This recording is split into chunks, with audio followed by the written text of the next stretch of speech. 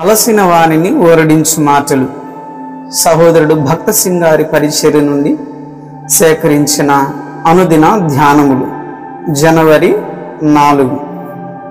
అయితే అతనికి ప్రత్యుత్తరం ఇవ్వవద్దని రాజు సెలవు చేయుట చేత జనులు ఎంత మాత్రమును ప్రత్యుత్తరం ఇయ్యక ఓరకుండిరి అని 2వ రాజుల గ్రంథము 18వ అధ్యాయము 36వ వచనములో మనము చదువుతాము.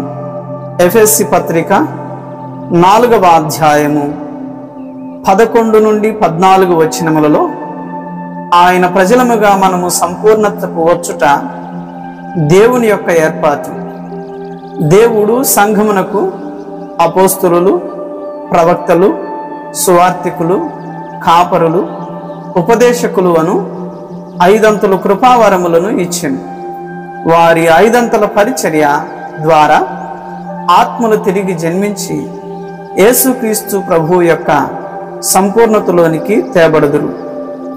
మనము దేవుని ఏర్పాటును అనుసరించి ఆయన వాక్య ప్రకారము సంఘమును కట్టుటకు ఆరంభించినప్పుడు వెంటనే శత్రువు కూడా ఆటంకపరిచెడు వాని కార్యమును ఆరంభించును.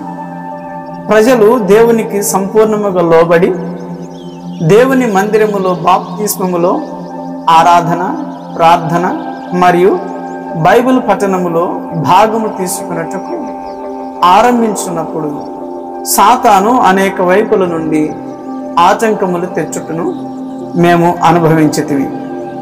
కీర్తనలు 129వ అధ్యాయము 2వ వచనములో కీర్తనాకారుడు చెప్పుచున్నట్లు తప్పుడు ప్రచారము చేయుట ద్వారా మన చేతులను బలహీనపరచుటకు వాడు ప్రయత్నించు మరియు దేవుని పనిని ఆటంకపరచుటకు అనేక ఇతరమైనవి చేయు. అయితే మనము కేవలము దేవుని యందు నమ్మకముంచి వారి మాటలు లేక కార్యములను ఏమాత్రము పట్టించుకొనకుండా ఉన్న ఎడల ప్రభువు మన పక్షముగా పనిచేసి వారిని అవమానపరచును.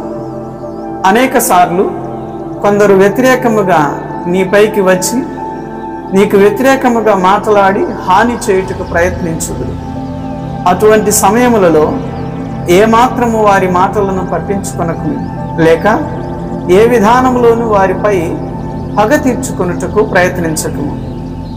ఎవరు చంద్రునిపై ఉమ్మివేయుటకు ప్రయత్నించుదరో వారిపైనే ఉమ్మిపడునని మనము జ్ఞాపకం చేసుకున్నట్టుకు ఇది సహాయపడును. మన శత్రువులు మనకు హాని చేయుటకు ఏదైనా చేయవచ్చు. అయితే ఉపాయముగా వారు చేయు కీడు తిరిగి వారి మీదకి వెళ్ళును. కీర్తనల గ్రంథం 129వ అధ్యాయము 5వ వచనములో మనకు ఒక వాగ్దానము గలదు.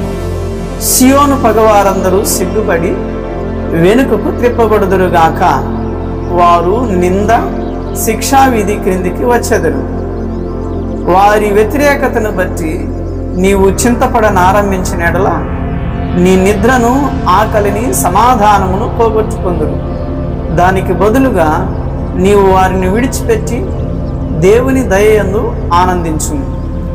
శత్రువు దేవుని మందిరమైన సియోనును ద్వేషించును. నీవు దేవుని ఏర్పాటు చొప్పున దేవుని మందిరములో ఉండవలెనని కోరుచున్న ఎడల వాడు నిన్ను ద్వేషించుటకు మరియు బయలుపరచబడిన దేవుని సత్యమునకు సంపూర్ణముగా లోబడకుండా ఆటంకపరచుటకు మనుషులను లేపును. నీవు దేవుని వాక్యమునకు సంపూర్ణముగా లోబడి ఆయన పరలోక సంకల్పమును అనుసరించి ఆయన చిత్తము చేయవలెనని కోరినప్పుడు నీవు హేళన పాలవదు, ద్వేషించబడదు మరియు తృణీకరించబడదు. అయితే నీవు కీర్తనల గ్రంథము 129వ అధ్యాయము 6వ వచనములోనున్న ఆయన వాగ్దానములను అనుభవించుదు. వారు ఇంటి మీద పెరుగు గడ్డి వలె నుందురుగాక, ఎదుగక మునిపే అది వాడిపోవును. అది ఎవరైనను ఇంటి పైకప్పు మీదకి ఎక్కి దానిని శుభ్రపరచుటకు తమ సమయమును, శక్తిని వ్యర్థము చేసుకున్నట వలె నుండును. మన శత్రువులు కూడా అలాగుననే వాడిపోవుదురని ప్రభువు చెప్పుచున్నాడు.